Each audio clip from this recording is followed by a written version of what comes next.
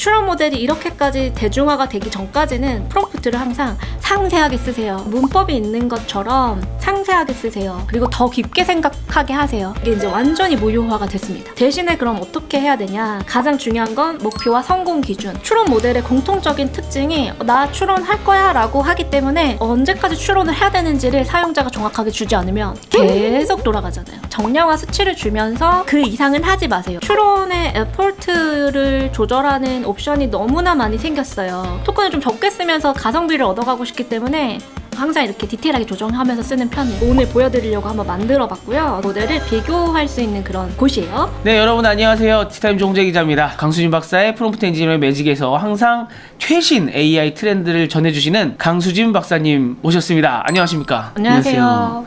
네, 오랜만에 뵙습니다. 그러면 오늘은 최신 AI 모델들이죠. 페이블5, 그 다음에 오퍼스5, 이 엔트로픽의 모델, 그 다음에 이 GPT의 GPT 5.6, 그 다음에 또 중국 모델인 키미 K3, 딥시크 V4까지 한번 최신의 모델들에 대해서 한번 오늘 알아보고, 이 모델들을 잘 활용하기 위해서는 좀 프롬프트 전략을 어떻게 갖고 가야 되는지까지 오늘 강 박사님께서 알려주실 예정입니다. 페이블5부터 GPT 5.6 그리고 키미 K3, 그 다음 딥시크 V4 등등의 어떤 최신 모델들의 잠재력을 이끌어내는 프롬프팅입니다. 그래서 약간 지형을 가지고 왔어요. 지형을 가지고 왔는데 비록 다소 옛날 6월 17일 자료지만 작년만 하더라도 챗GPT의 유저 사용자 수가 정말 많았는데 요즘 보시면은 이렇게 지각 변동이 일어났다. 그래서 너무 파편화되고 다변화되고 있습니다. 그래서 기업 강연 같은 거나 컨설팅 가보면 딱 한 가지 모델만 사용하는 기업은 없어요. 요즘의 상황을 딱 한 줄로 정리를 하면 시장 구조의 재편이라는 말이 맞을 것 같아요. 정말 다양한 태스크, 과제들에서 다양한 모델들을 선호하는 거를 볼 수가 있습니다. 그래서 분류 작업은 챗GPT 혹은 GPT의 모델류, 그다음에 창작 과정은 클로드, 그다음에 워크플로우 에이전트의 어떤 단계별로 실행하는 작업들에 있어서는 클로드 모델 이런 식으로 어떤 목적에 따라서 모델을 사용하는 게 세분화가 되고 있는 거고요. 그래서 어떻게 재편이 됐냐라고 한다면 첫 번째는 미국의 폐쇄형 프론티어 모델들이 최고 성능을 자랑하면서 가격도 최고가를 때리고 있어요. 그렇죠? 두 번째는 중국의 준 프론티어에 있는 어떤 유료 API로서의 모델들이 공급이 되고 있는데 성능은 미국의 어떤 이군 세컨티어에 있는 모델들의 성능을 가지고 오면서 가격을 3분의 1 수준의 아주 가성비 좋은 모델들의 어떤 층들이 있고, 세 번째는 중국의 오픈웨이트 모델들. 그래서 여기 지금 1번부터 7번까지가 상반기에 나왔던 프론티어급 모델만을 정리해놨는데 제미나이 3.1 프로 이때 같이 찍었던 콘텐츠 기억나시죠? 제가 이때만 GPT 구독을 끊었어요. 맞아요. 네, 맞아요. 네. 제미나이 너무 좋아요. 네. 막 이런 때였고 4월 달에 딥시크 V4의 프로와 플래시가 나왔었는데 이 모델이 조금 더 성능을 업데이트해서 나온 게 7번의 V4의 플래시 0731 7월 30일에 나왔다라고 해서 0731이라는 모델 이름명을 갖고 있고요. 그 다음에 클로드 페이블5가 나오면서 미국 정부가 이제 정치적으로 이런 모델을 공개하느니 마느니 막 이렇게 했어가지고 또 한 번에 돌풍이 일었었던 모델이었고, GLM 5.2 그래서 대체제로 GLM 5.2 중국 모델을 쓰자. 성능이 거의 유사하다라고 하거든요. 그래서 GLM 5.2는 중국 모델인데 요 모델은 6월 13일 그리고 GPT 5.6과 솔, 테라, 루나 이렇게 해서 또 프론티어 모델이 오픈AI사에서 나왔고, 키미 K3는 마치 자동차 이름 같긴 하지만 키미 K3는 중국 모델로서 또 나왔는데 멀티모달이고, 제가 써보니까 저는 키미 K3를 되게 선호하거든요. 말을 엄청 많이 하는데 저렴해서 좋아요. 성능은 좋고. 그리고 딥시크 V4는 얼마 전에 나왔다라고 할 수 있는 이 모델들은 기존의 모델들이 업데이트되어서 제미나이 3.6 플래시와 동등하다라는 그런 어떤 타임라인을 가지고 있습니다. 보통은 이제 프론티어 모델이라고 하잖아요. 제일 좋은 모델이 나오고 나면 중국에서 증류 방식을 이용을 해서 뽑아내서 우리도 만들게라고 해서 내보내는 게 원래 몇 달 걸렸는데 너무 지금 빨라졌죠. 보여주신 거 보면 한 달? 며칠 내에 막 따라잡아서 다시 막 발표하고 이러잖아요. 맞아요. 이것 때문에 지금 미국에서도 오픈웨이트 모델을 써도 되냐, 아니면 중국 거니까 막느냐, 요것 때문에 지금 많이 논쟁이 벌어지고 있다고 하거든요. 그런데 이 모델마다 이렇게 3개 카테고리를 나눠서 보면 성능, 그 다음에 속도 정말 중요하죠. 성능이 좋은데 속도가 너무 느리면 사실 한참 기다려야 되고, 그 다음에 비용, 과업당 비용 이렇게 나눠봤어요. 근데 보시면 성능이 거의 다, 물론 과제마다 다를 수 있겠지만, 태스크마다 다를 수 있겠지만, 성능에 있어서는 그렇게 그렇게 차이가 나진 않고 있다. 그리고 속도 같은 경우는 차이가 조금 심해요. 그리고 경량화된 모델들이 확실히 더 빠르고, 그리고 추론을 많이 태우는 모델들은 당연히 느릴 수밖에 없고. 저도 요 세 개가 되게 의미 있어 보이는 게, 뭐 일적으로 중요한 데 쓸 때는 저 인텔리전스 점수대로 쓰는 것 같아요. 뭐 클로드 오퍼스를 쓴다거나 아니면은 뭐 저 코덱스를 쓴다거나 이렇게 하는데, 뭐 그냥 가볍게 물어볼 때, 뭐 지금 누가 1등이야? 뭐 아니면은 뭐 월드컵 우승은 누가 했어? 이제 이런 거 물어볼 때는 재미나이 켜서 물어보거든요. 빨리 대답이 나오니까. 그리고 저 코스트 퍼 태스크는 아마 기업에서 굉장히 중요시하지 않을까. 아, 그렇죠. 기업도 기업이지만 요즘에 에이전트 시대가 열리면서 개인도 그냥 내 에이전트를 한번 만들겠다 이러면서 그냥 1인 1 에이전트 시대가 열렸잖아요. 그래서 개인도 비용이 무시할 수는 없는 어떤 시기가 온 것 같아요. 그래서 아무래도 비용이 가장 비싼 건 이제 클로드류가 너무 비싸고, 그 다음에 딥시크가 보면 정말 저렴한데 어떻게 가격이 다른지는 한번 보겠습니다. 미국 모델은 성능, 중국 모델은 가성비로 두 축이 나뉘어져 있는데, 가장 비싼 모델은 이 AAI라는 점수가 있어요. 이 Artificial Analysis라는 곳에서 만든 인덱스 지수예요. 그런데 클로드 페이블 5가 같은 어떠한 태스크를 했을 때의 과업당 비용이 3.15불로 가장 비싸고, 제일 압도적 최저가는 0.03인 딥시크, 최근에 나온 0731 모델이 가장 저렴하다라고 볼 수가 있겠죠. 근데 같은 용도는 아니잖아요, 사실. 페이블 5는 추론을 천천히 해서 좋은 답을 얻을 때 하는 거고, 플래시 애들은 좀 빨리 하고 싶을 때 하는 애들이죠. 네, 그래서 성능과 어떤 비용 가성비로 봐주시면 되고, 이렇게 미국 모델은 성능, 그 다음 중국 모델은 가격 차이인데, 누가 이런 질문을 했어요. 기자님께서 그러면 성능 차이가 얼마나 간극이 있는 거냐, 어떻게 기자님은 혹시 중국 모델을 쓰시나요? 저는 못 써보니까 이게 뭐 오픈웨이트 모델 아니면 API 뭐 이러면은 제가 다운받아서 써야 되거나 아니면 돈을 내고 써야 되는데 그렇지를 못하잖아요. 그래서 진짜 궁금해요. 이게 키미 K3가 언론에 나오기에는 거의 준하다. 그러니까 페이블까지는 힘들어도 오퍼스 5 정도는 되는 것 같다는 막 기사들이 나와서 전문가분이 쓰셨을 때 어땠는지 진짜 궁금했습니다. 이것도 과업마다 다른 것 같아요. 그러니까 과제마다 목표를 뭐로 두냐에 따라 많이 다를 것 같은데, 저는 너무 페이블 5가 조금만 써도 얼마 전에 뭐 1,000불 이상 조금만 만들었는데도 과하게 멀티 에이전트를 단순 요약하는 에이전트인데, 에이전트를 순식간에 막 60개를 만들더니 거의 1,000불 가까운 비용을 지불하게 하더라고요. 그런데 이거를 똑같이 이제 좀 중국의 모델로, 가성비 좋은 모델로 했을 때는 가격이 10분의 1도 안 되는 수준에서 할 수 있었던 거여서, 저는 그렇다면 가성비로 간다라는 어떤 가치를 갖고 있지만, 이제 보시고 이제 쓰시는 분들의 어떠한 골은 다르겠죠? 근데 이따가 뭐 자세한 이야기는 이따가 해주시겠지만, 갑자기 궁금함이 드는 게 페이블 5 같은 애가 이런 식으로 과하게 일을 해요. 근데 원래 강 박사님께서는 프롬프트 엔지니어로서 얘 일을 많이 하게 만들거나 아니면 적게 좀 하게 만들거나 이런 거에 전문가시잖아요. 네네네. 그런 페이블 5도 길들이실 수 있어요? 페이블 5는 너무 적극성을 띈 모델이라서 적극성을 제어하는 게 제 일인 것 같아요. 그래서 조금만 뭔가를 시켜도, 만약에 질문이 너무 모호하다라 그러면 필요 이상으로 적극적으로 다 알아서 해주는 과정에서 토큰을 태운다라는 표현을 쓰잖아요. 그렇기 때문에 어떻게 토큰을 태우지 말아야 되는지에 대한 경계 설정하는 게 오히려 조금 많이 달라진 프롬프트 방식인 거고, 생각을 그만했으면 좋겠다라는 생각이 들 정도로. 네, 그래서 어떤 업계 평론의 기준에 의하면 미국의 프론티어와 중국의 오픈웨이트의 모델 격차는 지금 7개월 수준 차이밖에 안 난다라고 말을 하는 거예요. 그래서 진짜 7개월 차이밖에 안 나면, 지금 그래프에 보시면 진짜로 이 페이블 5와 GLM 5.2 를 비교 기준으로 해서 그 간극이 굉장히 격차가 좁아지고 있는 와중에 벤치마크별은 당연히 그 변수가 크겠지만 성능 격차가 1년도 안 난다는 거에 저는 굉장히 인상적이었고 고무적이었습니다. 네. 그래서 지금 뭐 하이퍼스케일러라고 하죠. 미국의 큰 AI 데이터 센터를 움직이는 회사들도 저 쓰게 해주라.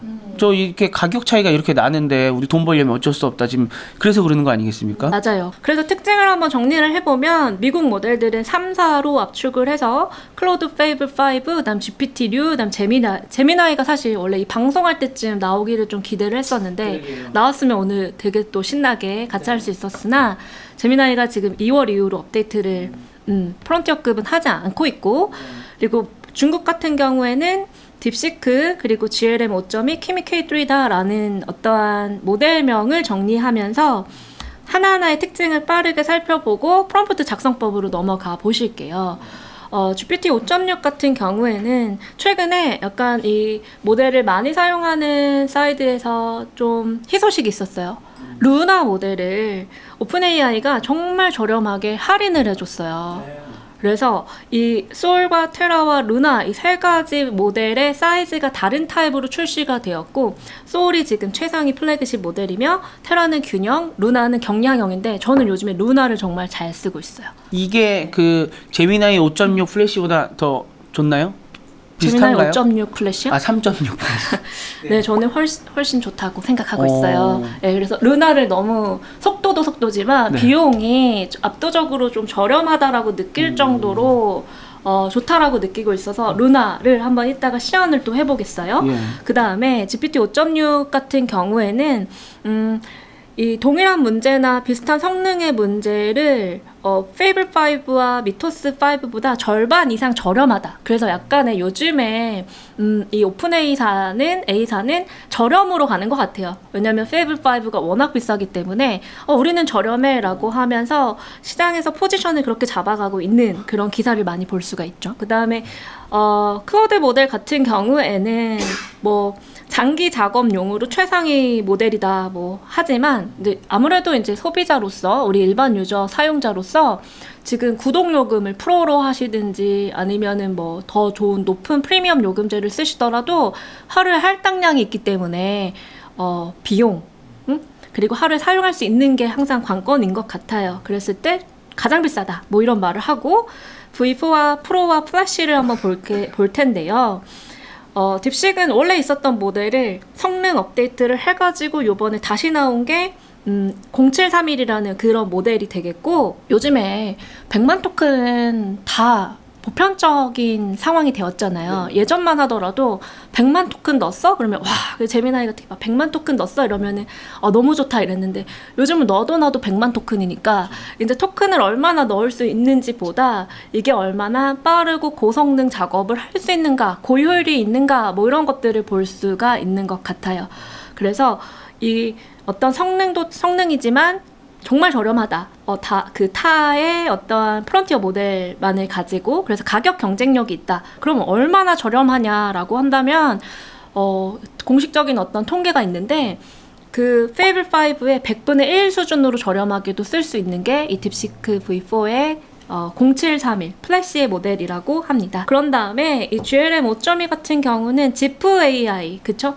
그래서 이 장점이라고 한다면 장시간 작업, 장기 수행력. 그래서 막 이 커뮤니티에서 보면은 나 10일 동안 지금 계속 돌리고 있어요. 이런 모델이 바로 이 지프 AI의 5.2, 이 GLM 5.2 모델인데요. 어떤 이제 코딩을 하시는 분들한테 인기가 많은 모델이고 제 단톡방이 하나 있어요. 아시죠? 네, 그 단톡방에 이제 개발자분들이 많다 보니까 이 모델에 대해서 이 모델 너무 좋다라고 자주 올라오는 그런 모델인데 프로그래밍 전문 모델로 브랜딩을 해서 프로그래밍 전문이다라고 많이들 생각하실 것 같아요. 저 수십 시간 동안 무너지지 않는다는 게 보통 제가 오퍼스 5로 방 만들어서 이야기를 하다가도 보면 한참 동안 뭐 시키면은 계속 돌고? 네, 계속 돌기도 하고 그냥 계속 돌면서 그냥 계속 했으면 좋겠는데 저한테 새 방을 만들라고 자꾸 권해요. 이 방은 이제 너무 많이 찼다고 하면서 네. 뭐 그러면서 이제 계속 하다 보면 저는 한 개 찼습니다. 자꾸 얘기를 하더라고요. 그런 게 안 걸리고 계속 더 갈 수 있다는 거죠. 네, 얘는 장기 작업에 튼튼하게 만들어졌다. 네, 이렇게 가시고 그 다음에 키미 K3 문샷의 키미 K3는 중국 오픈소스 진영에서는 Fable 5급이다라고 하면서 나왔고요. 이따 요거 보시겠지만 정말 토커티브하거든요. 말을 너무 많이 해요. 추론 과정이 정말 이 그 미국 모델 비해서 굉장히 많은 토큰을 할애하면서 결과물을 뽑아내는 그런 모델입니다. 그래서 이제는 선택의 기로인 것 같아요. 그래서 요즘에 커뮤니티에서 많이 유행하는 그 용어가 뭔지 아세요? 모르죠. 루나 맥싱, 뭐 키미 맥싱. 예전에 불과 몇 달 전에 네. 토큰 맥싱 이랬었던 것처럼 많이 쓸 수 있다. 많이 태워보자. AX를 하려면 많이 태울 수 있는 모델. 예, 이렇게 해서 루나 맥싱, 그 다음에 키미 맥싱 뭐 이런 식으로 얘기하는 게 또 하나의 키워드 유행어가 되고 있는 것 같습니다. 마지막 Q&A인데요. Q&A 같은 경우는 혹시 들어보셨어요? 최근에 나온 거 아닙니까? 네, 가장 최근에 나온 알리바바의 Q&A도 여러 가지 모델 버전이 있는데 이것도 끊임없이 나오고 있어요. 그래서 Q&A 같은 경우는 저는 언제 써봤냐면은 이제 보안이 너무나 중요한 어떤 곳들에서 물론 그런 곳들은 정말 좋은 성능의 모델도 쓰지만 조금 저사양이면서도 혹은 폐쇄형 모델을 다 같이 쓰는 곳들에서 이제 여러 가지 실험하면서 쓰는 모델 중에 항상 Q&A이 올라가 있거든요. 그랬을 때 썼었는데 이 모델은 한국어를 또 잘하기 때문에 몇 달 전만 해도 이제 미국의 모델들이 한국어를 잘 못했을 때 Q&A는 아무래도 중국어를 학습했기 때문에 한국어를 잘할 수밖에 없는 장점을 좀 가지고 있다라고 많이 해요. 그래서 그래서 요 모델은 그런 또 장점이 있다. 너무 빠른 주기로. 근데 이제 저는 Q&A 좋아했는데 이제 Q&A도 이제 좀 사그라들었다. 근데 지금 댓글에도 Q&A는 정말 엄청 자주 빠른 업데이트 맞아요. 주기에 놀랍다라고 말씀해 주셨습니다. 네, 진짜 빨리 너무 업데이트를 자주 해가지고 제가 아는 정보를 이렇게 어딘가에서 말씀드리기가 이게 진짜 신정보가 맞나? 최신 정보가 맞나 싶을 정도로 확인을 자주 해야 됩니다. 또 댓글 주신 분 중에서 Q&A는 갑자기 답변 중에 중국식 한자어가 튀어나온다. 진짜 그렇거든요. 왜냐면 중국어를 학습을 해서 중국의 어떤 형태와 그래머를 학습한 모델이기 때문에 진짜 한국어로 물어봤는데도 간혹 중국어가 섞여서 나와요. 그래서 가장 많이 제가 질문을 받았고 답변 드린 것 중에 중국어나 한자어를 어떻게 없앨 수 있냐. 네. 예를 들어 이걸로 서비스를 만들었는데 CS 센터에서 갑자기 중국어가 나가면 그리고 한자어도 두 가지 종류가 나오는 것 같아요. 하나는 네. 진짜 그 중국어의 한자고 네. 하나는 한국식 한자. 사이노 코리안이 자꾸 나와서 그러면 네. 그럴 때는 어떻게 하시냐. 온도를 좀 낮춰보세요. 온도라는 어떤 설정값이 있으니 온도를 낮추시거나 아니면 이 모델이 좋아하는 구조로 다시 바꿔보세요. 그리고 출력 제약에 중국어가 나오면 안 돼. 뭐 이런 식으로 써보세요. 라는 어떠한 말씀을 드릴 정도로 좀 자주 섞여 나오는 것 같아요. 헷갈릴 것 같기도 한 게 만약에 우리나라 데이터 중에 옛날 거 좀 넣었으면 옛날 신문이나 이런 데는 한자어가 많이 들어갔잖아요. 만약에 혹시나 그런 걸 합숙했다고 하면 얘네 원래 중간에 쓰는데? 라고 생각할 수도 있을 것 같아요. 뭐 일본도 많이 쓰지 않나요? 중국어랑 이렇게 같이 원래 써야 되잖아요. 일본어는. 한자 문화권이니까 많이 쓰죠. 그런 착각도 할 수 있지 않을까라는 생각을 해보네요. 네. 결과물에 있어서 이게 진짜 하나도 비단 이 Q&A 문제만은 아니고요. 클로드 페이블 뿐 아니라 오프스 5도 제가 요즘 쓸 때 답변이 이상한 현상이 많이 발견이 돼요. 첫 번째는 한국어가 너무 이상하고 두 번째는 다양한 나라의 언어가 섞여 나오는 거예요. 네. 그래가지고 이렇게 검증하는 것도 필요한 것 같아요. 모델이 워낙 또 빠르게 많이 나오다 보니까 이제 한번 요약을 좀 해볼게요. 지금까지 뭐를 말했냐. 하나하나 모델명과 함께 어떤 특징이 있는지를 간략하게만 살펴를 봤고, 그래서 중국 모델은 가격의 하한을 정의하고 있고 오픈소스 모델이고, 미국 모델은 폐쇄형이지만 능력을 계속 상한치를 올려가면서 추구미를 가지고 있는 그런 모델들입니다. 그래서 어떤 모델을 선택하느냐는 사실 개인의 어떠한 뭐를 하고자, 무슨 문제를 풀고자 하는 그 목표와 맞닿아 있기 때문에 저는 이 두 개를 다 섞어서 쓰는 방향으로 앞으로 가지 않을까라는 생각이 들어요. 이 좋은 모델을 하나만을 쓸 수 있는 곳은 그렇게 많지 않을 것 같거든요. 네. 그래서 이제 성능 격차는 점점 좁혀지고 있다라고 하면서 요 두 분의 말을 한번 볼게요. 일단 이 오픈 AI에서 샘 알트만이 오늘부터 대규모 가격 인하가 들어간다라고 하면서 루나에 대한 80% 인하 소식을 알렸고, 그런데 이렇게 인하를 했었어도 딥시크보다는 비싼 거죠. 네. 네. 그래서 싸게 공급하고 있다. 그래서 가격 전쟁이 시작이 됐고, 그런데 이렇게 중국 모델이 가격 시장 경제를 만약에 붕괴시킨다라고 하면 어떻게 될 것 같으세요? 그러니까 왜 예전에 우리가 초창기에 많은 트렌드가 계속 변하고 있기 때문에 어떤 분들은 토큰이 정말 앞으로 더 싸질 거다. 그러니까 정말 할 수 있으면 AI를 곳곳에 제품에 녹여가지고서 많이 써보는 게 중요하다. 또 어떤 분들은 토큰이 앞으로 정말 비싸질 거여서 소수만 이용할 수 있는 어떠한 마치 설국열차처럼 티어가 정해져가지고 일부만 사용할 수 있는 어떤 모델이 될 거다. 뭐 이렇게 말씀을 하시잖아요. 기자님은 어떻게 보세요?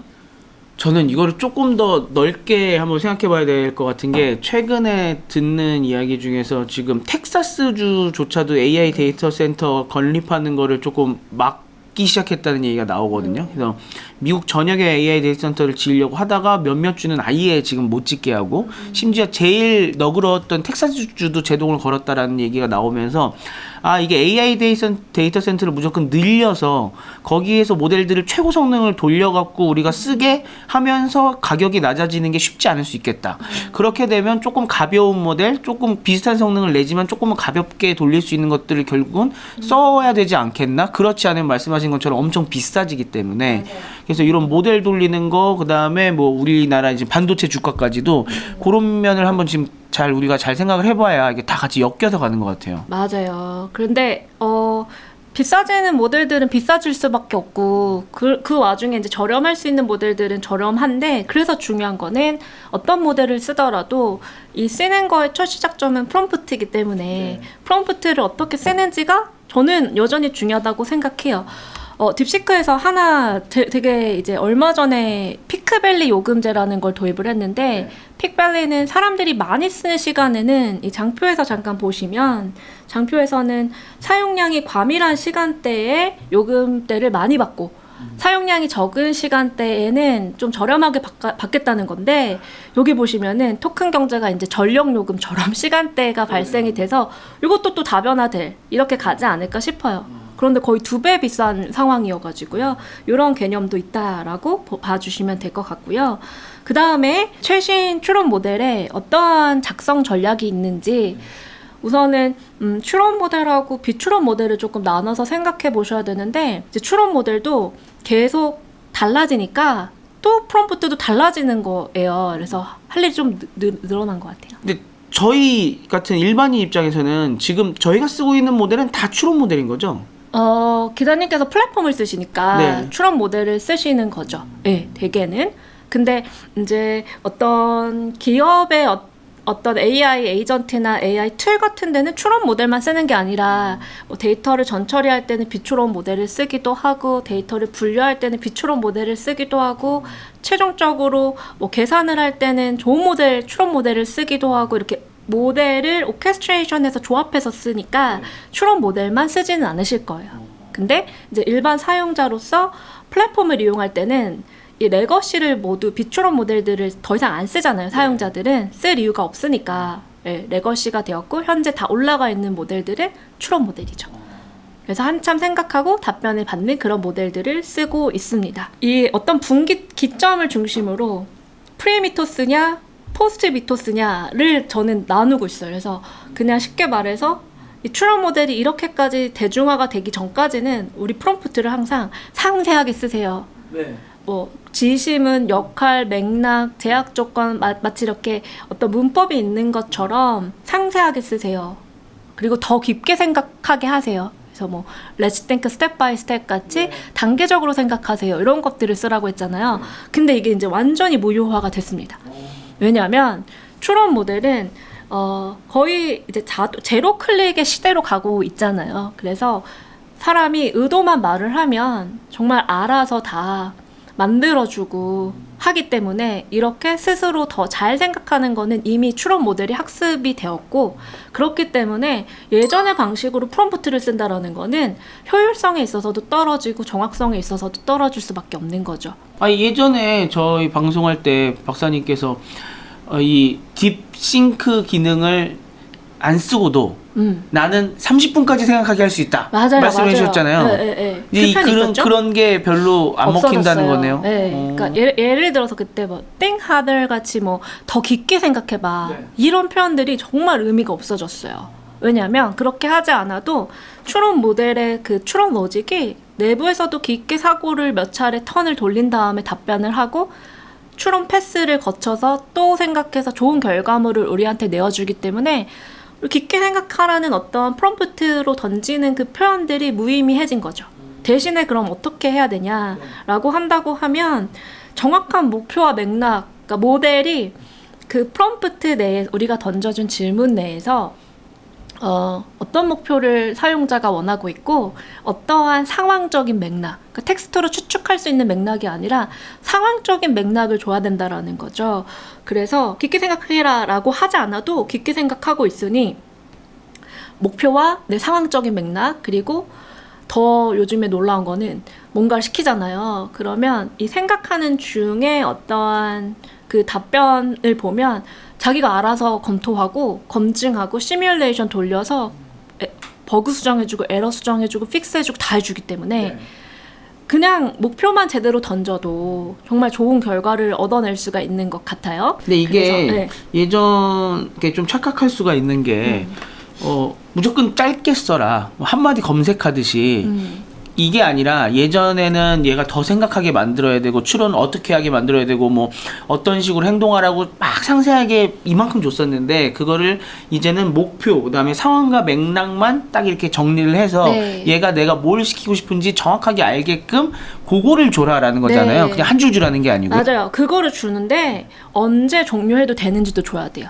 그러니까 추론 모델의 공통적인 특징이 나 추론할 거야 라고 하기 때문에 그럼 너가 언제까지 추론을 해야 되는지를 사용자가 정확하게 주지 않으면 계속 돌아가잖아요. 계속 장기화 작업을 하는 롱턴에 익숙해져 있기 때문에 조기 종료 조건 주는 게 너무 좋습니다. 이 모델이 하네스라는 것도 내재화가 이미 되어 있어요. 그래서 자기가 뭔가 사용자의 요청을 받아서 실행할 수 있는 플랜을 짜고 계획을 짜고 그 계획대로 실행을 하고 실행한 결과를 검증하고 하는 과정 자체를 스스로 다 에이전시를 발휘할 수 있는 상황이기 때문에 가장 중요한 건 목표와 성공 기준. 저는 성공 기준을 정말 쓰거든요, 상단에. 네, 그래서 outcome first라는 어떤 성공 기준을 무조건 써야 됩니다.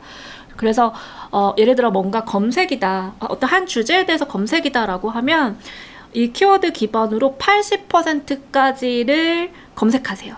내용의 80% 완성도를 검색하세요. 뭐 그런 식으로 약간 정량화 수치를 주면서 이 성공 기준, 그런데 그 이상은 하지 마세요. 이게 진짜 포인트예요. 그 이상은 하지 말아라. 80%라는 건 뭐예요? 100%를 해야 되는 거 아닙니까? 100%를 하게 하면은 불필요한 정보까지도 다 막 수렴하고 수집하고 이러니까 80%가 실제로 그 80%는 아니거든요. 이 LLM한테 80%를 한다고 얘가 80%를 하는 게 아니라 70%나 90%의 어떤 중간치를 하기 때문에 80%만 해도 제가 봤을 땐 100%인 거예요. 너무 좋은 추론 모델들은. 그래서 이 목표와 성공 기준 이렇게 쓰시고, 두 번째는 수행 절차인데요. 이 추론 모델 같은 경우는 이미 수행 절차를 스스로 만들어내서 수행을 하잖아요. 그렇기 때문에 필요한 경우에만 쓰시는 거죠. 그러니까 뭐 1번을 해서 2번을 가져다가 3번을 요약해서 4번을 다시 봐. 이런 게 필요가 없어진 거죠. 그래서 저는 답변의 출력 결과물도 물론 보지만 그 중간 단계에서 얘가 생각하는 중, 그래서 뭐 사용자가 이것을 요청을 했고 이런 거를 나는 이렇게 할 거고 얘가 알아서 플래닝을 세우는 단계를 초반에 유심히 보다가 좀 잘못 플래닝을 했다 싶으면 저는 그냥 중단 버튼을 눌러요. 왜냐하면 그걸 다 기다리면 잘못된 결과를 가져다 주고 제 시간을 쓰니까. 그래서 수행 절차는 필요한 경우에만 쓴다. 세 번째는 이건데요.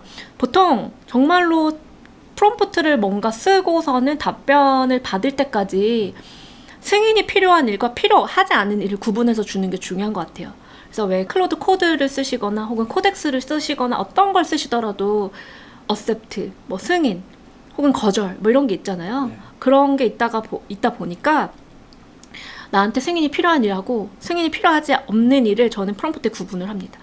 네, 그래서 요건 그냥 묻지 말고 알아서 하고 그다음에 이거는 꼭 물어봐 주고. 그리고 네 번째가 너무 또 중요한 포인트인데요. 네 번째는 추론 강도에 대해서 요즘에 추론의 에포트를 조절하는 옵션이 너무나 많이 생겼어요. 그래서 클로드 플랫폼 창 보시면은 어떤 거 주로 쓰세요? 그냥 중간 높게, 뭐 기본 낮게 뭐 이런 버튼들이 있잖아요. 네네. 추론 정도가. 네. 그러면 기자님은 어떤 거를 많이 쓰세요? 부끄러운데요. 중간 높게 낮게 중에서 처음에 켰는데 낮게라고 돼 있으면은 그거는 바꾸고요. 중간이나 높게 중에서 처음에 켰는데 높게로 디폴트로 돼 있으면 높게를 쓰고 중간이면 중간을 써요.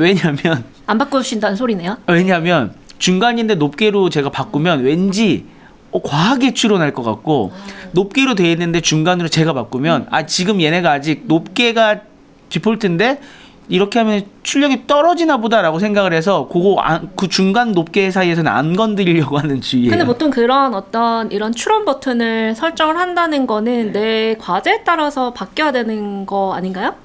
그쵸? 네. 근데 항상 저는 제가 프롬프트 엔지니어라고 하면 제가 잘 시킬 수 있겠지만 제가 잘 못 시킨다고 생각하기 때문에 얘 최대한으로 쓰고 싶어서. 네. 그런데 그건 좀 이럴 때가 있는 것 같아요. 예를 들어서 정말 단순한 정보 검색인데 높게를 썼어요. 그러면은 너무 토큰 컨섬션이 오래 걸리는 것도 있지만 저는 요즘에 토큰 이코노미 관련해서 토큰을 좀 적게 쓰면서 가성비를 얻어가고 싶기 때문에 항상 이렇게 디테일하게 조정하면서 쓰는 편이에요. 그래서 요거는 좀 예를 들어 뭐 데이터 기반 분석을 해서 대시보드를 뽑아야 되니까 요거는 하이로 가고 높게로 가고 단수는 그냥 낮게. 그리고 클로드 모델 오프스5 같은 경우는 높게가 오히려 결과를 오염한다라는 커뮤니티 의견들이 있어서 저는 항상 중간 정도. 그러면 그 박사님 입장에서는 단순한 작업이 뭐예요? 단순한 작업은 그냥 뭐 오늘 환율, 요약, 문서 넣어 첨부 파일을 막 넣고 이 10개 문서를 교차 요약해줘. 뭐 이런 것들은 전 단순한 작업이라고 보고 있고요. 이 모델이 잘 못하는 것들이 있어요. 그래서 장기 작업, 멀티턴이 길어지거나 혹은 맥락이 너무 많았을 때 맥락 손실이 심하거나 핵심 정보가 여기 있는데 그거를 가져오지 못하는 것들을 고추론 작업이 필요하다는 작업으로 분류하고 있습니다. 그렇고 좋은 질문이었어요. 네. 그리고 검토하라가 이제 더 이상 필요 없대요. 그러니까 왜 결과물 한번 받고 요거 다시 검토해줘가 그닥 필요가 없다라고 합니다. 왜냐하면 이미 이 친구는 이 모델은 검토까지 해서 우리한테 준 거예요. 그래서 결과물을 보고 오히려 왜 그렇게 너가 그 과정에서 결과를 냈는지에 대한 근거 제시를 요청하는 게 추론 모델을 잘 쓰는 그런 방법이라고 해요. 그래서 근거 대봐. 네. 근데 이 추론하는 어떠한 추론에서 생성하는 어떠한 결과물이 워낙 방대하고 텍스트가 헤비하기 때문에 그 내용을 사람이 다 읽진 않잖아요. 그러면 어느 문장에서 너가 그걸 가져왔는지 근거 대봐. 이렇게 쓰는 거. 가끔 이제 싸울 때 그렇게 하거든요. 결과물 보고서 영 마음에 안 들 때 예전 같았으면은 뭐 다시 해 이랬는데 요새는 왜 이렇게 생각했니? 라고 이렇게 물어보거든요. 맞아요. 이거를 이제 회사에서 같이 이거 오늘 보여드리려고 한번 만들어 봤고요. 어떤 화면이냐면 모델별로 지금 보시면 엔트로픽하고 오픈 AI랑 키미 모델을 3사의 프론티어 모델 혹은 어떤 중간급 모델을 비교할 수 있는 그런 곳이에요. 만드셨다고요? 네, 만드셨어요. 그래서 이제 추론 강도, 요게 이제 문제인데요. 보세요. 추론 강도를 로우, 미디엄, 하이, 그다음에 맥스까지 조절을 할 수가 있는 걸 볼 수가 있고, 이제 미디엄, 하이로 하면 오늘 방송까지도 또 안 끝날 수가 있어요. 그리고 오픈 AI 같은 경우도 이제 미디엄으로 하고, 그다음에 키미 아까 중공 모델 제가 좋아한다는 그 모델은 여기는 이 중국 모델은 추론의 어떤 옵션 정도가 미국 모델보다는 러프해요. 러프하다는 의미는 몇 개 없어요. 위에 보시면 세분화가 돼 있잖아요. 지금 저게 저 회사에서 제공해 주는 그런 네, 버튼 옵션이에요. 네, 옵션인데 설정값들인데 미국 모델들 같은 경우는 이름은 좀 다르지만 옵션 값이 5개에서 6개는 돼요. 추론의 정도를 완전히 늘렸다가 적게 할 수 있고 막 이런 건데 이 중국 모델 같은 경우는 좀 3가지 아예 없는 것도 있고 그래서 요 로우로만 한번 해보고 이제 실험을 조금 해볼게요. 그래서 이렇게 하고 설정을 한다라고 했을 때 뭐를 해볼 거냐 하면 여기에서 같은 프롬프트를 쓸 거예요. 일단 모델을 한번 선택해 볼게요. 모델을 한번 선택해 보면 페이블 5랑 그 다음에 GPT 5.6 솔, 키미 K3를 한번 써볼게요. 그리고 선택 완료를 누른 다음에 여기서 프롬프트로 제가 뭘 만들 거냐면 미술관 전시회에 필요한 홈페이지를 하나 만들어 볼게요. 그래서 프롬프트를 미리 좀 써왔어요. 이거를 일단은 돌리고 나서 이제 돌리면 이 세 개가 추론을 하기 시작하죠. 추론을 막 시작해요. 그러면 이 지금 실험 조건이 사실 같아야 되는데 모델사마다 제공하는 리즈닝 애플이 좀 다르기 때문에 이 둘은 같은 조건에서 시작할 수 있겠지만 키미 같은 경우는 아까 보셨지만 로우로 추론 정도가 로우여가지고 로우인데도 아마 가장 많이 생성을 할 거예요. 그래서 이거 계속 생성을 할 테니까 좀 이렇게 띄워놓고 저희가 설명을 하고 돌아와가지고 어떻게 같은 프롬프트의 결과가 달라지는지를 한번 보실게요. 프롬프트 좀 살짝 보여주시면 안 됩니까? 보여줄 수 있죠. 네. 요건데요. 요런 거 만들 거예요. 그래서 어떤 거냐면 키네틱 조각하고 기계적 움직임을 주제로 한 현대미술관 전시 웹사이트를 만드는 거고 제작 조건은 어떤 그냥 평범한 어떠한 인터페이스가 아니라 내가 정말 빠져들 만한 어떤 시각적 요소를 추가해서 뭐 전시 기획 의도, 참여 작가, 대표 작품, 티켓 예매, 관람 안내 뭐 이런 것들하고 이 마우스 스크롤에 반응해서 페이지가 막 움직이는 거, 리드미컬하게 막 움직이는 거. 그래서 이런 거를 이렇게 간단한 프롬프트에 어떻게 반응을 하는지 벌써 얘네 둘은 이 친구 둘은 GPT 5.6과 페이블 5는 추론 정도가 중간이었어요. 그런데 키미는 얘가 보통 제일 늦거든요. 근데 이 프롬프트로 지금 이렇게 나온 거예요. 되게 빨리 만들었네요. 제가 한번 쫙 내려볼게요. 그 간단한 프롬프트로 지금 이 정도로 나오는 상황이에요. 잘 만든 것 같아요. 조금 경박스럽긴 하네요. 너무 좀 정신이 없죠? 이거 보시는 분들이 너무 좀 뭔가 좀 모자란 것 같아요. 그쵸? 얘가 좀 오늘 급했나요? 다른 애도 중간이었으면 얘도 중간으로 해줘야 되는 거 아닙니까? 중간이 이 친구는 없어서 이름만 하이인 거 아닙니까? 중간이. 이따가 다시 한번 다른 옵션으로 한번 돌려보고 이 두 모델이 돌리는 것들을 한번 보면서 한번 볼게요. 네. 저런 것도 나오네요. 추론 0.3K 뭐 이런 네, 식으로. 다 나와요. 보통은 키미가 굉장히 토큰을 많이 소모하는데 지금 추론 정도가 제일 낮아서 그렇고 그렇다면 이 추론의 레벨 정도가 뭐가 있느냐라고 잠깐 설명을 또 드리면 맥스는 정말 가장 많은 추론을 한다라는 그 다음에 하이, 미디엄, 로우 이런 식으로 다 읽어보면은 다 다양한 역할에 있어서 언제의 과제에 적합한지도 설명을 하고 있어요. 모든 디벨로퍼 문서에. 그래서 이걸 보시면서 프롬프트로는 이거를 생각해서 시너지를 낼 것들을 좀 생각을 해주셔야 되고 기자님처럼 뭔가 그냥 디폴트인데 내가 조금 복잡한 과정을 한다라고 하면 당연히 좀 올리셔서 쓰고 아니라면 내리셔도 쓰고 이런 게 되겠습니다. 그러면 요거는 몇 토큰까지만 써라 라는 게 아니라 얼마나 얘를 깊게 생각할 것인지를 조정하는 값이다라고 이해해 주시는 게 좋을 것 같습니다. 그 버튼이요? 네. 그러니까 왜 이렇게 생각할 수 있잖아요. 맥스로 하면 토큰을 정말 많이 쓰게끔 하는 장치라고 생각하실 텐데 깊게 생각한다. 뭐 많이 쓰는 것도 사실이지만 깊게 생각하는 그런 조절 값이다라고 하면서 이제 오늘의 하이라이트 그래서 그럼 어떻게 쓸 건데 라는 시간을 한 장의 뉴스 카드로 한번 정리를 해봤습니다. 지금 미국 모델하고 중국 모델의 차이점을 제가 그냥 한번 뽑아왔는데 미국 모델 같은 경우에는 사실 기본은 같아요. 어떤 모델을 사용하시던지 자연어이고 자연어고 비정형 언어기 때문에 기본은 같으나 차이점을 위주로 말씀드리면 일단 미국 모델 같은 경우는 다 됐다, 뭐가 다 된 건지 약간 기준 명시해 주는 거, 더 깊이 잘 생각해는 빼고 언제 멈춰라 라는 거, 그리고 혼자 해도 되는 일을 정해주는 거. 네, 그리고 아까 요게 그거잖아요. 나한테 승인 받을 것과 승인 받지 않아도 되는 거. 그리고 근거를 보여봐줘. 요게 이 고추론 모델을 쓰실 때 아주 중요한 팁이 될 것 같고요. 중국 모델 같은 경우는 진짜 중요한 포인트가 있어요. 요거를 API를 사용을 하셔서 쓸 때는 보통 이제 시스템 메시지와 유저 메시지가 있는데 보통 미국 모델은 시스템 메시지와 유저 메시지를 나눠서 쓰거든요. 근데 플랫폼은 그냥 다 하나로 쓰겠지만 근데 이 중국 모델 같은 경우 특히 딥식 같은 경우는 시스템 프롬프트는 보통 많이 쓰거든요. 한 줄만 쓰라는 지침이 있더라고요. 그 대신에 이제 유저 메시지 창에 그 시스템 프롬프트에 해당하는 것들을 넣어라 라는 그런 다른 점이 여기서 오고요. 두 번째, 중국 모델은 예시를 넣으면 오히려 흐려진다라고 해요. 답변이 흐려져서 예시 대신에 어떻게 형식적으로 어떻게 나와야 되는지를 설명하는 거.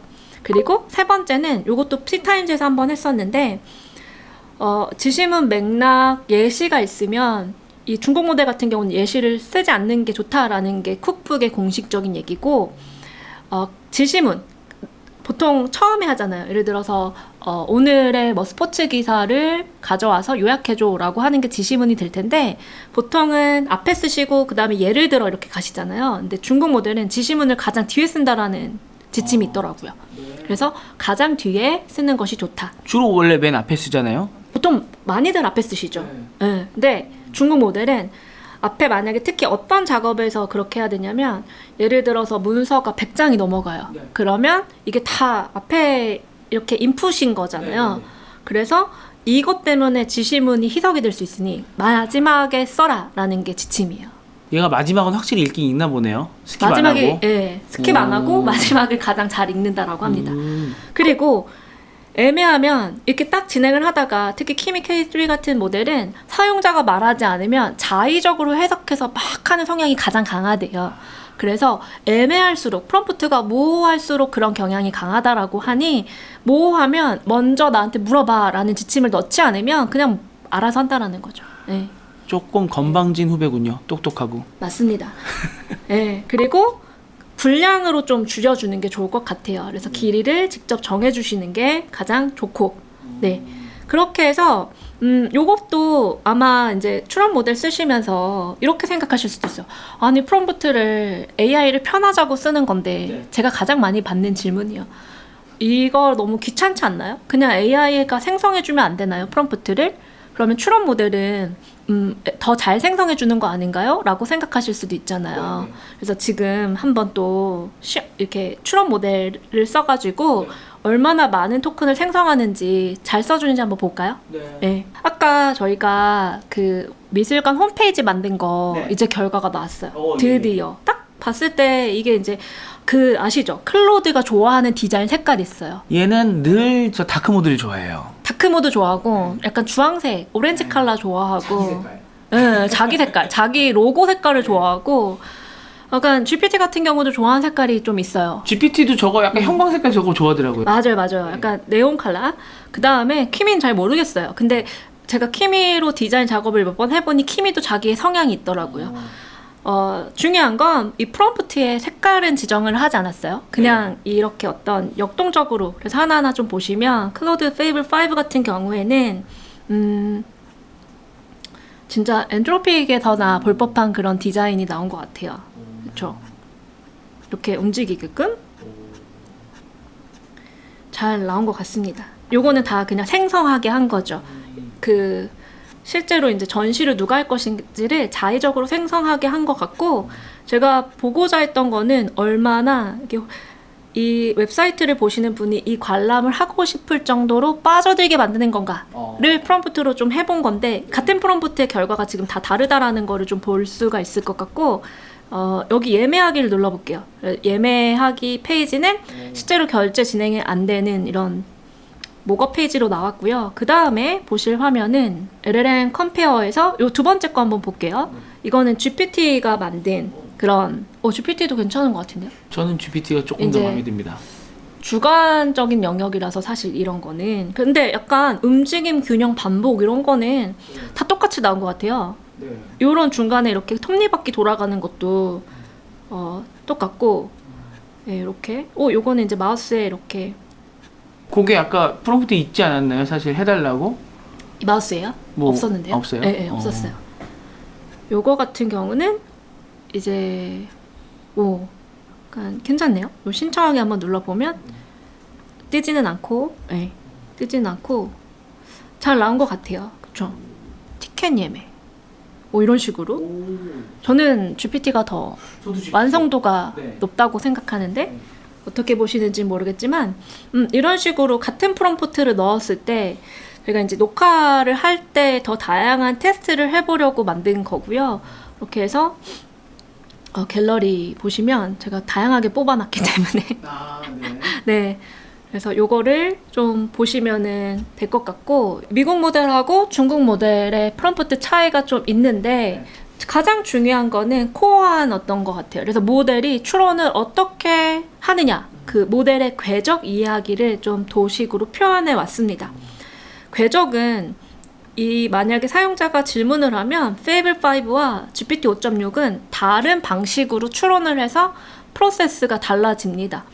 또 Fable5 같은 경우는 어떤 요구사항을 시키지도 않았는데 많은 경우의 수를 이렇게 돌려가면서 특히 모호한 프롬프트를 던졌을 때 많은 경우의 수를 탐색하면서 요구사항을 깊게 탐색한 다음에 롱턴에 최적화가 됐어요. 정말 길게 해요.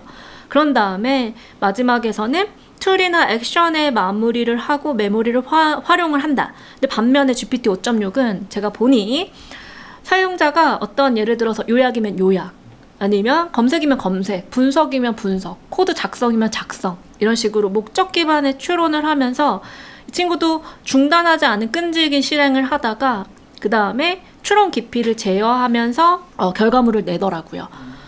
그렇기 때문에 좀 비슷해 보이나 다른 방식의 궤적을 가져가는 이 추론 모델을 사용하셨을 때 Fable5는 조금 덜하게 만드는 프롬프트가 효용이 있고 GPT 5.6은 정확하게 만드는 프롬프트가 중요해진 것 같아요. 그래서 Fable5를 덜하게 하려면 범위 제한하시고 언제 조기에 중단할 것인지 그리고 계속 돌아가니까 너 지금 하고 있어? 이런 거 물어보거든요. 물어본 적 없으세요? 너 지금 하고 있어? 이런 거. 중간에 물어봐도 얘가 답하죠. 예. 그 앞에 했던 거를 다 끝내고 답하지만 진짜 그죠. 하고 있는지가 궁금해서 그 단계 중간에 너 지금 계속 하고 있는 거니? 네. 네, 그 비트윈에 이렇게 물어보는 거 그렇게 하고 해야지만 워낙 장기 실행을 하니까. 반면에 GPT 5.6 같은 경우는 정확하게 하는 게 중요하니까 성공 기준을 좀 정리해주고 그다음에 맥락을 자꾸 주는 게 좋은 것 같아요. 내가 지금 이런 상황이니까 이 LLM은 절대 모를 나의 어떤 마음속에 있는 맥락, 상황적인 맥락을 보강을 해주고 그리고 약간 증거 제시, 이것도 똑같아요. 증거 제시 그리고 약간 추론 정도나 툴에 대한 팔러시, 그 도구를 불러오는 데 있어서 설정을 정확하게 하면 또 정확하게 하는 것 같아요. 그래서 저처럼 이렇게 궤적이 다르다는 거는 좀 써보면서 많이들 느끼실 거예요. 그래서 모델마다 어떤 똑같은 아까 전에 이제 LLM 컴페어 사이트에서 보면 자세히 읽어보면 같은 홈페이지를 만들려고 했어도 어떤 모델은 다르게 접근하고 어떤 모델은 그냥 이렇게 접근하고 접근 방식이 다 다르잖아요. 이 궤적에는 공통점이 있음을 발견을 합니다. 그렇다면 이제 또 본격적으로 Fable5용에 중요한 프롬프트를 넣어야 되는데 그것만 뽑아왔어요. 그러니까 이거는 꼭 넣으셔야 되는 거다라고는 좀 뽑아왔습니다. 그래서 이렇게 좀 전달을 드릴게요. 우선 Fable5를 쓰실 때 아시겠지만 요즘에 싱글턴은 웬만하면 다 잘 돼요. 단순한 작업은 다 잘 되고 좀 복잡한 작업들에서 많이 무너지기 때문에 장기 대화에서 턴 종료 조건을 꼭 넣어주셔야 돼요. 그래서 진짜 재밌는 표현이 있었어요. 이게 다 제가 쓴 게 아니라 공식 가이드북에서 가져온 건데 내가 기다리는 시간이 너가 실행하는 시간보다는 싸다. 뭐 이런 표현들을 쓰더라고요. 길게 처리를 할 때 가끔은 클로드를 쓰더라도 뭔가 내가 기대하는 시간이 있잖아요. 예를 들어 클로드에 요즘 인기 있는 드라마 기반으로 앞으로 만들 드라마를 예측해보세요 이런 태스크라고 해요. 그러면 이 정도는 한 1분 이상은 해야 되는데 너무 빨리 줄 때가 있잖아요. 그런 상황에서 중간에 끊지 말고 좀 끝까지 처리를 해라. 그리고 여기 보시면 내가 기다리는 편이 낫다라는 표현을 씁니다. 그래서 나는 기다릴 수 있으니까 너 계속 롱턴을 만약에 계속 하고 싶다면 반대로 너무 롱턴을 하면 거기서 이제 여기서는 끊어주라라는 그런 거를 할 수 있는 거죠. 네. 저렇게 얘기하면 실제로 더 얘가 수행을 하는군요. 네. 근데 저는 이 표현이 너무 재밌었어요. 여기 보시면은 내가 기다리는 시간이 더 낫다. 그리고 그 기억하세요? 페이블 포함해서 클로드 모델을 쓸 때는 teaching Claude Y라 그래가지고 이유를 꼭 가르쳐주면 어떤 위협적인 행동이나 유해한 행동이 줄어든다라는 편이 있었어요. 왜 이거를 해야 되는지에 대해서 이유를 꼭 명시하는 게 페이블 5만의 어떤 프롬프트 팁으로 들어가는 것 같아요. 그래서 왜 이게 필요한지 내가 말해줄 테니까 너는 나의 의도를 추측하지 말고 만약에 모르겠으면 물어봐라. 라는 어떤 프롬프트를 쓰는 것을 볼 수가 있습니다. 그래야 스트레스 안 받는다는 거죠? 그쵸. 네. 그쵸. 클로드 모델은 네. 스트레스 지수가 있으니까, 네. 네. 그래서 스트레스를 받지 않고, 캄하고 평온한 상태에서 잘 해줄 수 있다. 안 그럼 조기 종료를 하잖아요. 클로드는. 페이블 5는 포함해서 이제 그 클로드 모델 같은 경우는 가장 많이 요즘에 언급되는 게 이유. 왜 이걸 해야 되는지에 대해서 꼭 설명을 하셔라. 이게 정말로 답변의 어떤 정확도를 가른다. 그래서 이유를 꼭 써주세요. 그게 너무 단순하고 뻔한 건데도 써줘야지만 잘 알아듣는다라고 합니다. 이번엔 GPT로 넘어가 보는데요. GPT 같은 경우도 제가 이렇게 써왔어요. 그 쿡북에서 이 지금 보시는 모든 프롬프트는 제가 쓴 게 아니라 쿡북 공식 쿡북 가이드에서 이거는 진짜 써야겠다라고 했을 때 좋은 것들을 제가 모아서 가져오고 왔습니다.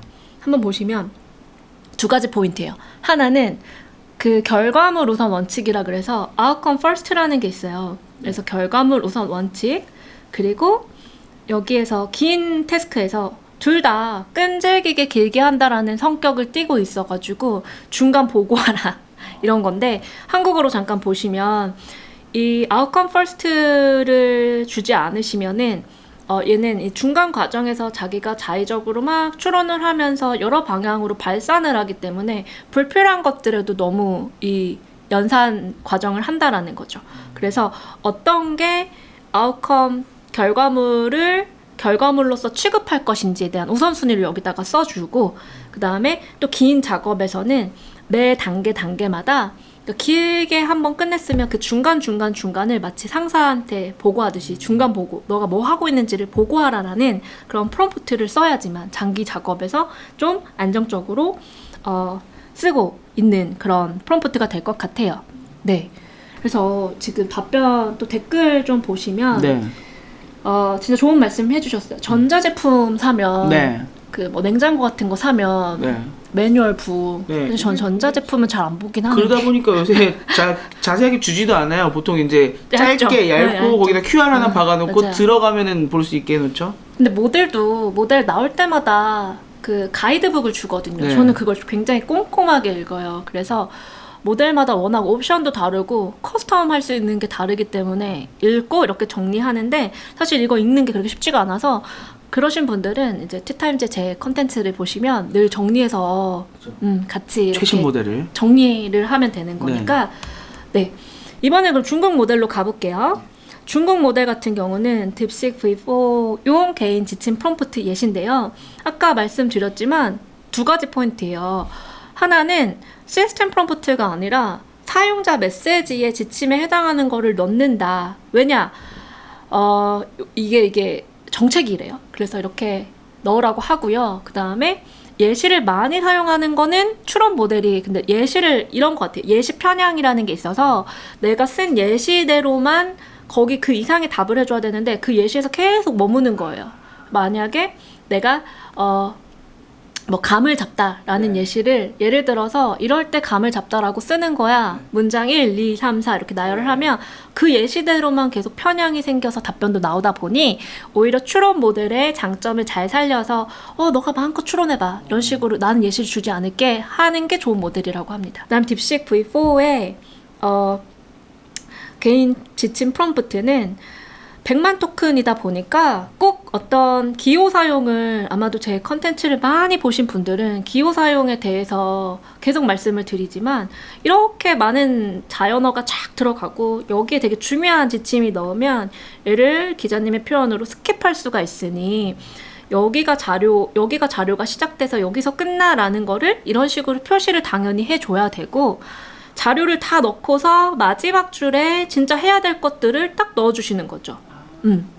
그리고 요번에 딥시크 V4가 할루시네이션을 굉장히 많이 보완을 했다라고 그래요. 그래서 그렇지만 정말 중요한 건 근거가 없으면 출처에 없음이라고 말을 꼭 넣어주셔야지만 더 좋게 쓰실 수 있죠. 근데 지금 이제 뒤에 거는 이해가 됐어요. 그 아까도 뒤에다 넣으라고 하셨고, 네. 그다음 얘가 자료랑 구분이 안 되면은 특히나 맨 뒤에 있으면 지시문이 어디까지가 자료가 어디부터가 지시문인지 잘 모를 테니까 딱 이해가 될 것 같은데, 앞에 이제 시스템 프롬프트로 넣지 말라고 하는 거는 아까 거랑 위치는 사실 똑같잖아요. 뭐가 다른 건지 잘 모르겠어요. 이게 플랫폼이 아니라 API에서는 이 메시지를 구분하는 스트럭처로 가니까 보통은 시스템을 넣고 유저 메시지를, 사용자 메시지를 간단하게 쓰거든요. 사용자 메시지는 진짜 이 서비스 혹은 이 제품, 이 도구를 사용할 사람이 쓰는 메시지니까 보통 거기엔 그렇게 시스템 프롬프트를 안 쓰거든요. 이 시스템 프롬프트는 또 외부에 공개되는 메시지가 아니다 보니까, 그래서 요건데 딥식은 그 반대로 그냥 유저 메시지에다가 써라 라는 게 차별점이었습니다. 그러면 그냥 그 앱을 쓰시는 분들은 거기에 있어서는 큰 상관없어요. 차이가 네. 없겠네요. 다만 플랫폼 쓰시는 분들은 뭐 오픈라우트에서 테스트를 좀 해보실 때 요렇게 그리고 딥식 플랫폼에서 테스트를 해보실 때는 요렇게 꼭 지시문을 반대로. 근데 지시문을 반대로가 아니고 지시문을 마지막으로 썼을 때 클로드도 저는 지시문 마지막에 쓰는 게 더 결과가 좋을 때가 많았거든요.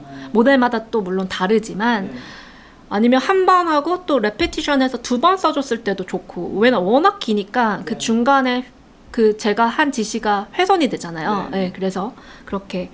그래서 참 프롬프트라는 게 어떤 정답이 있다라기보다는 계속 시행착오를 겪으면서 모델을 알아야 잘 쓸 수 있는 거라, 시행착오가 이 프롬프트를 잘 작성하게 하는 어떤 그런 원동력이 되는 것 같습니다. 그 다음 모델은 뭘까요?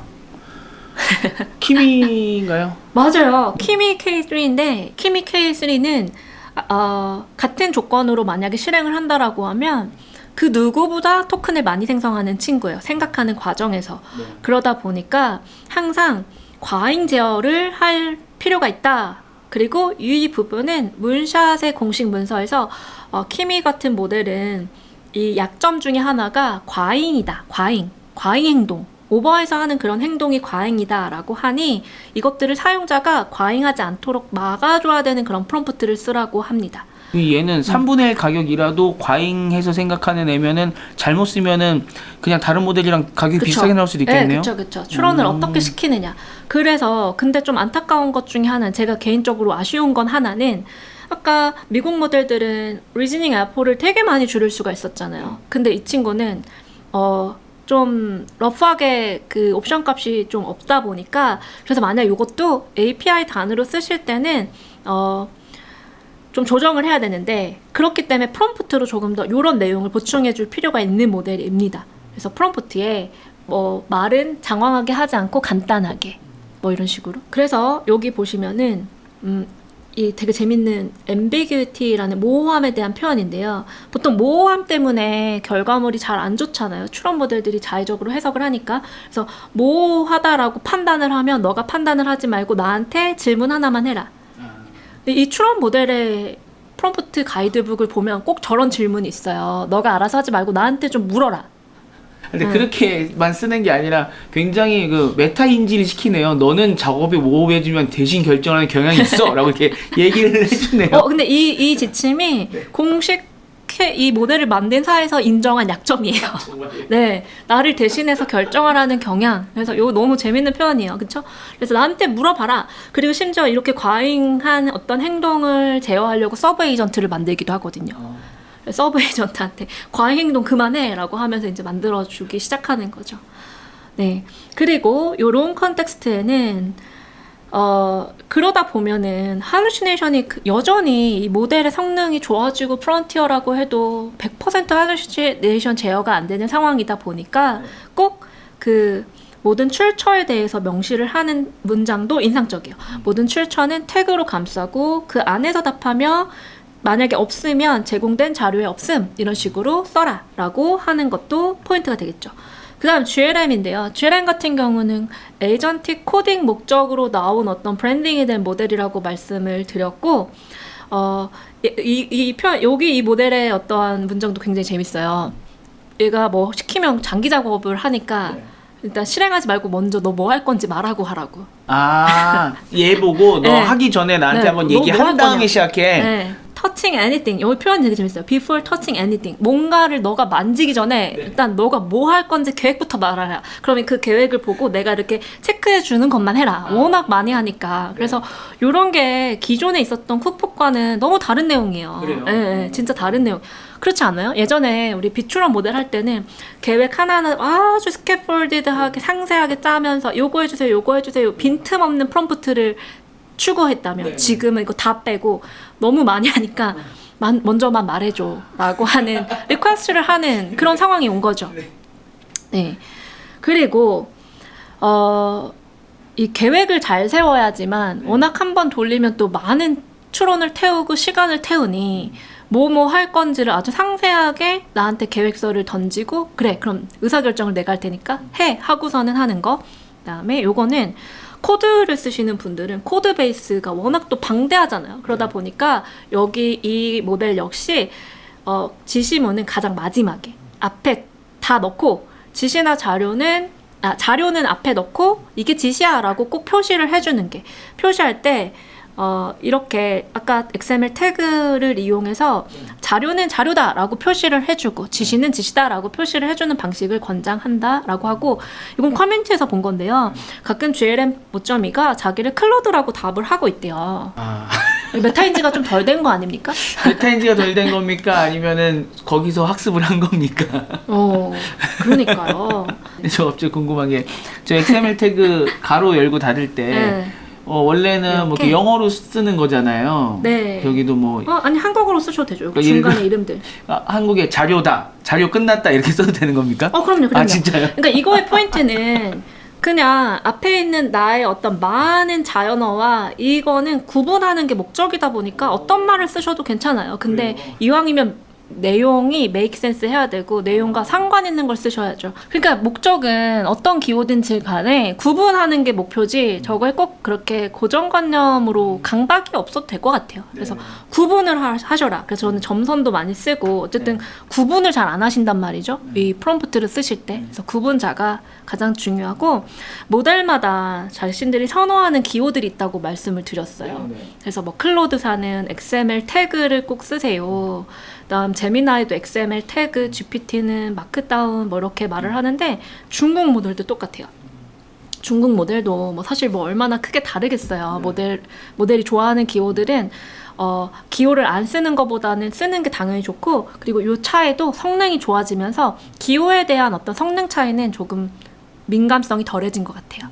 그런데 다만 롱 컨텍스트 우리가 이제 해결해야 되는 과제는 쉬운 과제가 아니고 현실 세계에서 풀어야 되는 업무는 항상 컨텍스트 싸움이잖아요.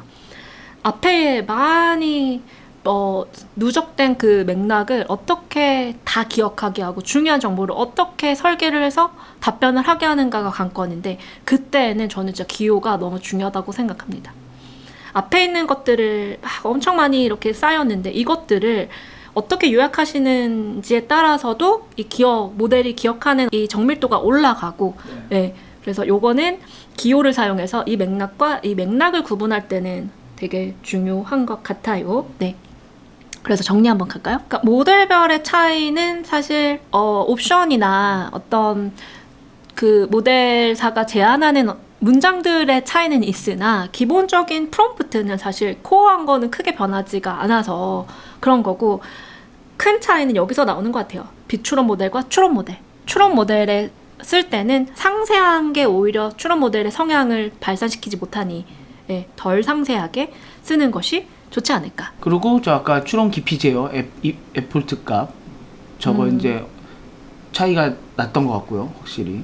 그래서 한번 정리를 하면 그냥 저는 꼭 추론 모델을 쓰신다라고 하면 이 추론 깊이 제어하는 버튼에 대해서는 한 번쯤은 좀 다양하게 세분화해서 결과가 어떻게 차이가 나는지를 이해해 보시면 좋을 것 같고 예시에 있어서는 꼭 예시 같은 경우는 대부분 모델이 학습하지 않았을 어떤 되게 로컬한 정보들에 대해서는 예시로 알려주는 수밖에 없거든요. 예를 들어 이 데이터를 참고해서 말해봐 라고 할 테니 예시를 사용할 때도 추론 모델은 조금만 이 포인트이고요.